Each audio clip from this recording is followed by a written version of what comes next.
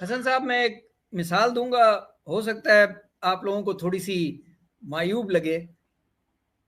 Air defence system या hypersonic missile या drones, ये बिल्कुल उस तरह होते हैं कि गर्मियों की दोपहर में पड़ोसी का बच्चा पड़ोस में घंटी बजा के भाग जाए, और जब आप बाहर निकलें तो आपको कोई नजर ना आए, आप ढूंढ ना सकें। तो ये हाइपरसोनिक और ड्रोन्स बिल्कुल इसी तरह ही हैं, इनको पकड़ना इतना आसान नहीं है, क्योंकि ज्योग्राफिकल डिस्टेंस जी 5-6 मिनट की फ्लाइट है। वो जिस जमाने में कोल्ड वॉर थी, आईसीबीएम्स जो हैं वो 1.5 घंटा 35-35 मिनट लेते थे एक मुल्क से दूसरे मुल्क पहुंचने में।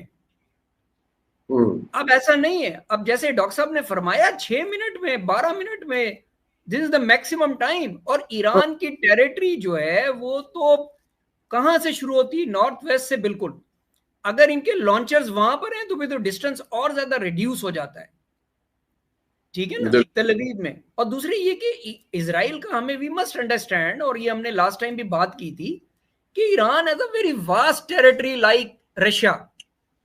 रशियन वॉर का भी आपको याद होगा, उन्होंने बड़े सब्र से इंतजार किया था कि German once they are sucked in तो उनकी सप्लाई चेन लाइन इतनी लंबी हो जाएगी, टेल इतनी लंबी हो जाएगी कि हम उसे काट देंगे। और फिर वेदर आ गया।